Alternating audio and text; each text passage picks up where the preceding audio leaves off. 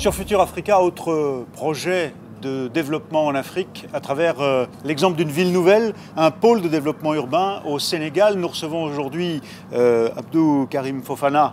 Vous êtes le directeur général de l'Agence de gestion du patrimoine bâti du Sénégal, de l'État du Sénégal, et vous pilotez cette ville nouvelle, on peut parler de ville nouvelle, ce pôle urbain de Diamniadio. Alors, de quoi s'agit-il et quel est l'objectif que vous êtes fixé en développant cette nouvelle ville ? Alors, ce qu'il faut savoir, c'est que le pôle urbain de Diamniadio, piloté par la délégation générale au pôle urbain de Diamniadio et du Lac Rose que je représente, qui est un partenaire, est une nouvelle ville à la porte de Dakar. Nous, on réfléchit en termes de la région dakaroise, la grande métropole de Dakar, avec une planification autour de deux leviers. D'abord, l'extension de Dakar, parce que Dakar, c'est 2,5% de la surface du Sénégal et 80% des activités économiques, 25% de la population. Donc il faut permettre à Dakar de souffler, de se désengorger, mais aussi permettre aux Dakarois d'avoir des logements plus accessibles, d'avoir des infrastructures de base, peut-être qui ont été ratées dans les premiers aménagements de Dakar. Donc là, l'idée, c'est vraiment d'avoir un projet urbain global, où tout soit inventé ou réinventé au même moment. Structuré. Pourquoi? Parce que ce qu'on a constaté, c'est que dans les 20 années à venir, toutes les études disent que le triangle Dakar-Thiès-Mbour, qui sont quasiment les plus grandes villes de Dakar, vont se toucher.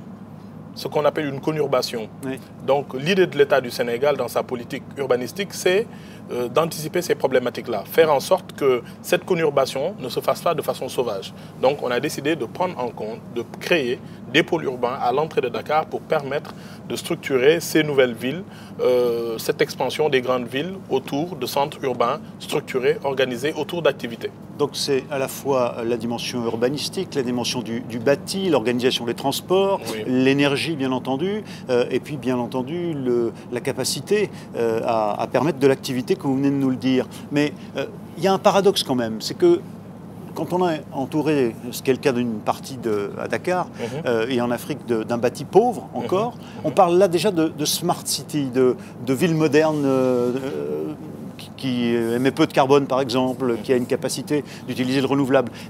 Comment vous gérez ce paradoxe pour arriver à faire partager la valeur de cette ville nouvelle aux habitants de Dakar?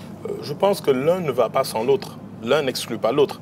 Parce que autant sur les questions d'infrastructures sociaux de base, comme la santé, les écoles, l'hydraulique, l'assainissement, autant c'est une nécessité, c'est une exigence, autant les Africains ont envie de créer de la valeur, ont envie aussi d'avoir des villes modernes. Et ça se fait en créant de la valeur avec les smart cities. J'ai entendu tout à l'heure M. Boutaleb de Rotterdam dire qu'une smart city, ce n'est pas seulement de la technologie, c'est d'abord des personnes smart, c'est-à-dire des personnes qui réfléchissent, qui ont envie d'un cadre de vie amélioré. Et c'est ce que nous avons essayé de faire sur Diamniadio. Nous avons eu des expériences douloureuses dans les années 70-80 avec des quartiers créés à la périphérie de Dakar et qui sont devenus des bidonvilles. Dans le pôle urbain de Diamniadio, nous avons veillé qualitativement à avoir 4 fonctions.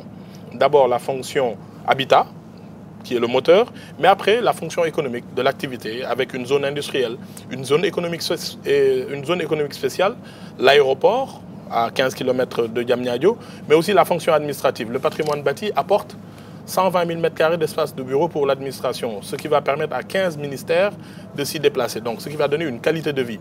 Nous allons construire un village des Nations Unies. Le Sénégal accueille 33 agences des Nations Unies qui sont logées par l'État du Sénégal. Donc c'est pour donner aussi à ce pôle urbain une vocation diplomatique, une dimension diplomatique. Et il y a le divertissement, il y a beaucoup de projets qui sont en cours naturellement, une société qui a même acheté les droits de Kirikou pour créer, par exemple, un parc comme celui de Sinbad à Casablanca. Dernière question, pour réussir ce booster, en quelque sorte, de l'économie et du partage de la valeur à Dakar et au Sénégal, il faut un financement. L'intérêt de venir dans un forum comme celui de Casablanca, l'intérêt d'échanger, c'est aussi celui de venir trouver ici une aide à ce développement? Oui, un partenariat plutôt qu'une aide, parce que Diamniadio, c'est d'abord 65 projets qui sont en train d'être réalisés avec des financements. Attijari a financé, par exemple, une sphère ministérielle pour l'administration pour de 54 000 m² pour 30 milliards. D'autres banques ont financé. Il y a, je vous ai parlé tout à l'heure, de cliniques privées pour le tourisme médical, un centre de conférences qui est aujourd'hui très fréquenté pour les conférences internationales, des hôtels, mais aussi d'autres activités de divertissement, de logement. Donc c'est une opportunité d'affaires pour les développeurs, les aménageurs et surtout les promoteurs immobiliers. Dans cette grande réflexion autour de la grande métropole dakaroise, le déplacement de l'administration à Diamniadio va permettre aussi la libération de 15 hectares de bâtiments dans le centre-ville. Ça aussi, c'est une autre opportunité pour faire de l'immobilier de luxe à Dakar, puisqu'aujourd'hui, on a commencé à vendre des appartements à 1 million d'euros à Dakar. C'est une opportunité quand on sait que les promoteurs marocains sont très forts dans ce domaine-là. Merci, M. Fofana, d'avoir accepté l'invitation de Futur Africa. Merci.